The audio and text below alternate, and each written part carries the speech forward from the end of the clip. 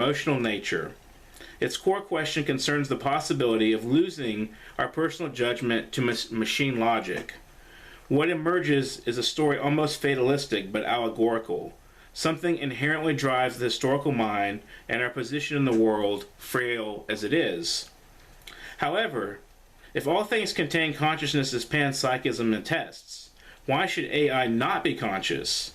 Many experts state it is not conscious, and as we know it, cannot become conscious because it lacks the causal structure. We simply do not understand consciousness enough to replicate it. Even according to Robert Lanza's biocentrism, human consciousness creates the universe, not the other way around. His theory asserts that the universe is merely random fluctuations that the human mind interprets. I do not think this is the case, though it centralizes the problem of consciousness. How could consciousness be higher than the thing it interprets? Is this Hegelian logic in reverse? Mind creates matter through interpretations? The human mind organizes information, but can it really construct the reality it interprets? Or does it devise ways to transform reality? That is, create tools to alleviate the burdens of life itself. Schopenhauer is pessimistic that civilization can alleviate burdens. He seems to think our technology makes matters worse for us. Socrates once thought the pen was dangerous for human memory. However, we have sustained ourselves with each of these innovations. Paul Krugman, the Nobel-winning economist, remarked in 1998, "The growth of the internet will slow drastically as the flaw in Metcalfe's law, which states that the number of potential connections in a network is proportional to the square of the number of participants, becomes apparent.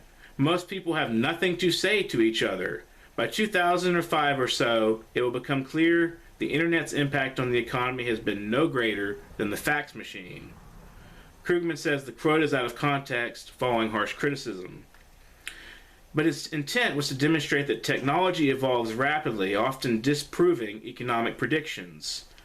Although the criticism of technology dates back to the ancients, we must ask ourselves in this day and age, did the pen destroy human memory? Perhaps it enhanced it. Is the information age leading to certain silence or garrulousness? I note myself that social media response is dying down, but maybe your experience differs from mine. I agree with Heidegger concerning technology. He writes that technology is a mode of revealing. Technology comes to presence in the realm where revealing and unconcealment take place, where aletheia, truth, happens. Our making of the world is revelation and possibility. What is truth? Asked Pontius Pilate upon Christ's crucifixion. Pilate, in crucifying Christ, and in so doing, crucifies a witness to the truth. Theological truth is objective. It is revelation of God's goodness. However, the kind of truth I am referring to is secular, derived from the Socratic method. In Hegelian logic, antithesis contradicts thesis and creates a synthesis, of which the essence consists of both, but is superseded by the latter. Heidegger's statement suggests to me that technology, which he says can be used for good or evil, maximizes human choice by making work easier. It depends on how technology is used that determines its ethics. Technology is a way of understanding the world, and as a mode of being, we are a part of it. Hence, we are a kind of technology ourselves. In Heidegger and metaphysics, the technological object is made whole. An objective world exists that we can construct from its parts. This implies a brokenness to the human principle, a kind of grief that must desire wholeness with being. The poem On Exit, from Kirti Sengupta's forthcoming collection Oneness, details these lines in part 1. Does grief know its future? Like the river, it refuses to cease, but reveals progression. Here the river suggests the Ganga, where the ashes of the dead are often sailed in Hindu practice. The presence of river, in its general form, offers a deeper symbolic meaning. A river flows unceasingly, suggesting an endless task. However, rivers meet in the sea, hence a progression. Grief is part of the ontology of existence.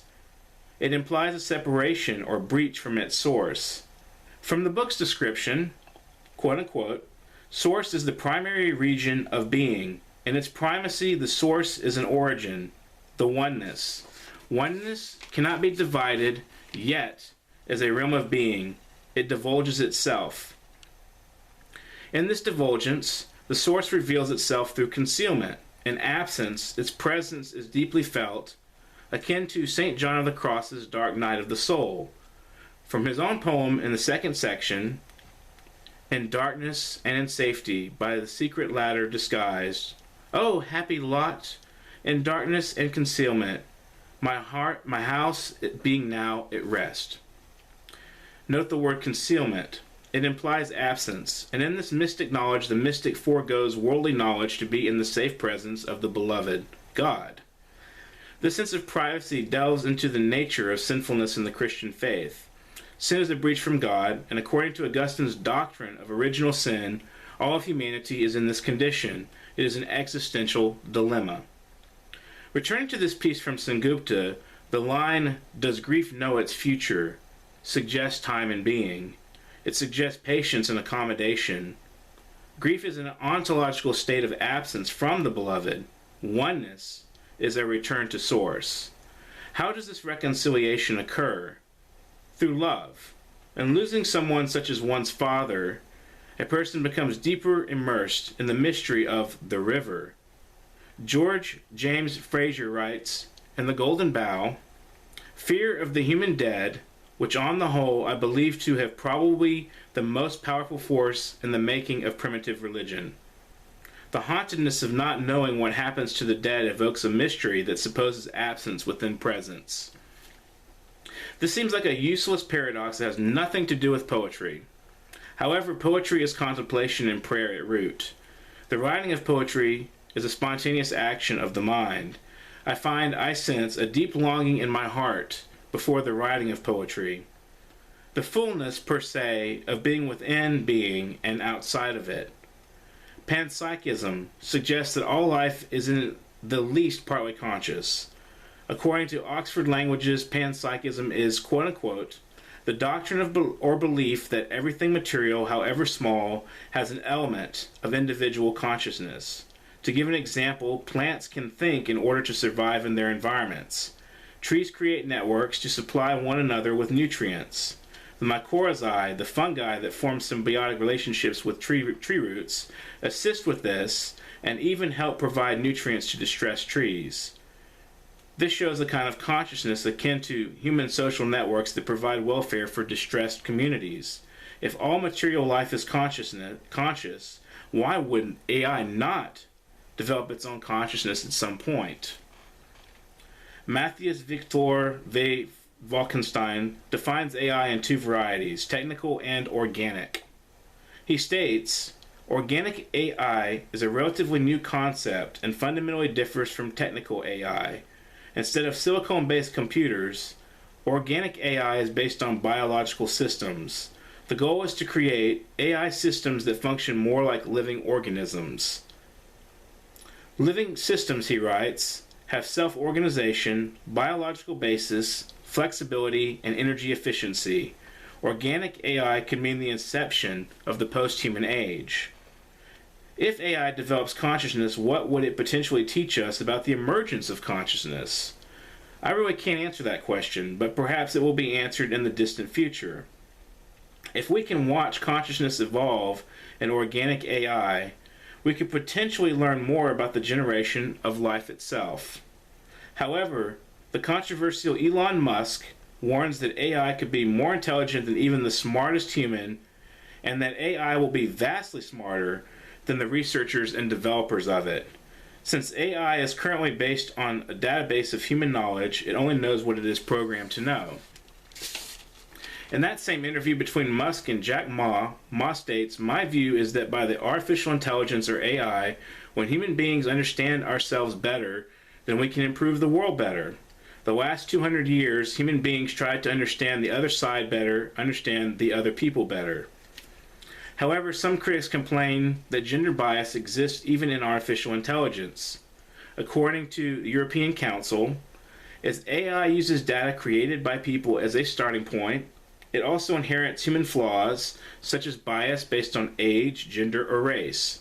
For example, a program will often translate the English term nurse using a female gendered word and rendered doctor as a male noun." End quote. This brings into question the nature of gendered language and how humans have restricted potential with gendered language. Poetry's revolutionary potential can be brought to aid here.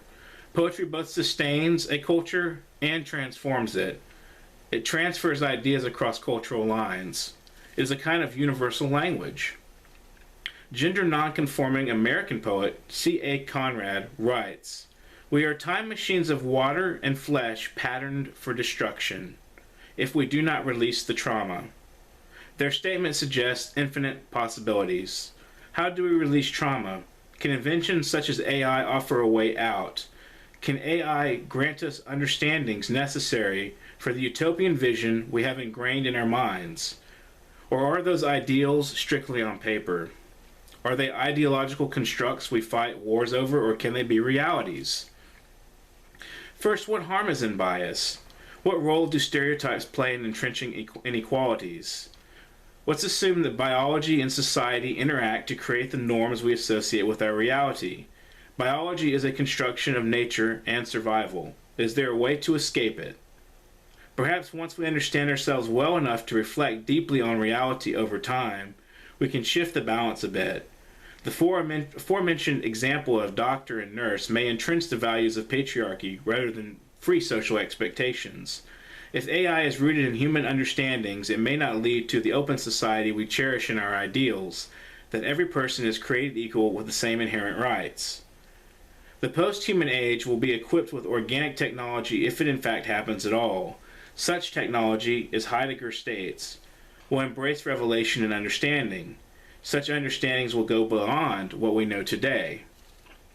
Perhaps the onset of AI, the transgender movement, and our fast-paced liberal democratic society evolves into new paradigms after all. What role could poetry play, possibly, in assuring us this happens? How can poetry assuage us from the precipitates of power? How has it done so in the past? Some poets are diplomats, such as Chile's Neruda or Mexico's Octavio Paz. Chaucer was diplomat to France and Italy. Dante's philosophy of humanism continues to inspire generations. The Romantics had a role in securing human development with their support of the nation-state. Nationalism seems a barrier today to the development of human peace and unity. Kant believed that global peace was only possible when all the world's governments were republics where security of property and the rights of neighboring countries were ensured. He writes, "In perpetual peace, a league of special sort must be established, one that we can call a league of peace, which will be distinguished from a treaty of peace because the latter seeks merely to stop one war, while the former seeks to end all wars forever. If this doesn't resemble the United Nations." I is awarded the Knight of World Peace by the World Institute of Peace last year, so I believe I know something about peace. Peace education is about embracing diversity, pluralism, hope, courage, and interfaith alliances. It is about reaching across safe zones to raise the security barrier for others. It is about sacrificing one's livelihood at times, if only for the sake of human betterment. To improve lives across nations, we must embrace the winds of change without appeal to force. People do not like being told what to do. This is why I oppose cancel culture in all its varieties. One's speech should not be interpreted as a threat, and diverse opinions should be encouraged and respected. Only through a diverse range of voices can we appeal to our inner reason.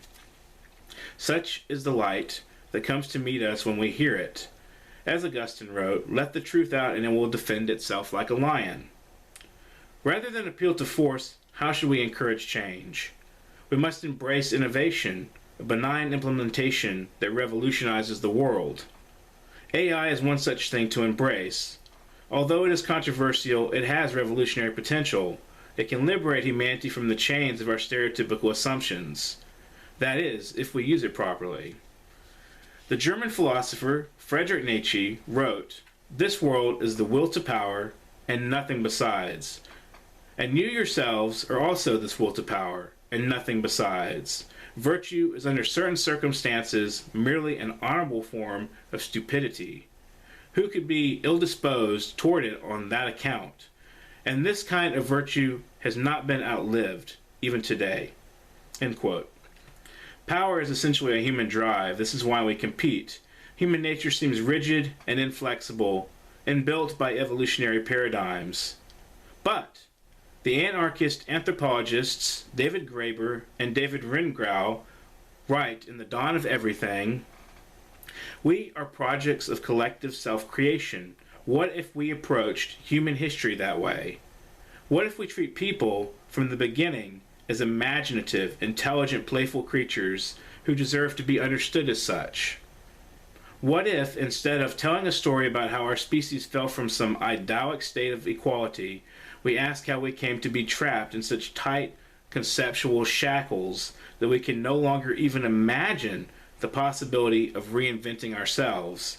What exactly is power, and should we continue to embrace it? Can power and playfulness bear similarities?" Well, let's take game theory. Game theory helps us understand human decision-making. Investopedia defines it as a quote-unquote theoretical framework for conceiving social situations among competing players. It is the choice of rational free agents interacting that create social situations. These agents act to maximize the collective benefit. Each agent must consider the actions of other agents in critical choices. One such game theory is the prisoner's dilemma. In this game, two decision makers must make choices that lead to suboptimal results. Why? Well, because Nash equilibrium routes the game where both agents must betray one another to achieve the best results. This demonstrates that acting in one's best interest may not necessarily lead to the best outcome. According to Investopedia, the prisoner's dilemma basically provides a framework for understanding how to strike a balance between cooperation and competition, and is a useful tool for strategic decision-making. Power and playfulness are indeed compatible. Decisions are both powerful and playful in the sense that they are learning opportunities. One learns to optimize one's benefits upon reiterations. Social situations form a bridge between the individual and the collective. In the sense that Romulus and Remus's competition is said to have been the founding of Rome, the collectives can emerge from individuals. These individuals are mythical founders, great people, leaders whose interactions build the world. However, there is also the post-human. In our rapidly changing, emerging globalist and climate catastrophe world of today, the post-human seeks harmony with nature and clashing perspectives.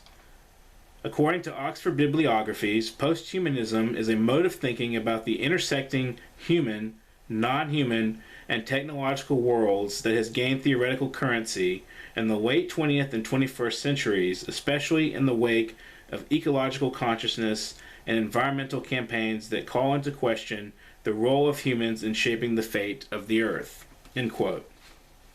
This perspective invites sound ethical and critical warnings. The world we live in is becoming rapidly fluid due to medical technologies, AI, and the increasing consciousness of different states of mind as well as gender identities. Such a world feels uncomfortable to many people, especially those with traditional mindsets. Their criticism of the woke mentality stems from a discomfort at the predominance of what they perceive as irrational attempts to overthrow traditions. Whether or not this criticism is justified, only time can tell. Renaissance humanism emerged to challenge traditions and hierarchies. Stefania Tutino, an historian at University of California in Los Angeles, says of the Renaissance that it concerned the renewal of some key cultural, intellectual, and artistic principles in light of the fact that what used to make sense in the Middle Ages was no longer appropriate or useful or inspiring for a society that had seen many fundamental changes. Does this critique resemble today's reality as it fleshes itself out? Does a toppling of historical monuments serve to question history's errors? Ideas do not emerge from a vacuum. They unfold for the sake of human development and survival, which challenge the human condition in order to instigate new realities. As the aforementioned Graeber and Wengrow quote attests, collective choice can challenge conceptual biases. The development of AI may invite a fresh spirit into poetry as well. I actually asked AI poem generator to write a poem in the style of Edgar Allan Poe about cerebral palsy. It returns with, In the shadows of frail bodies I see a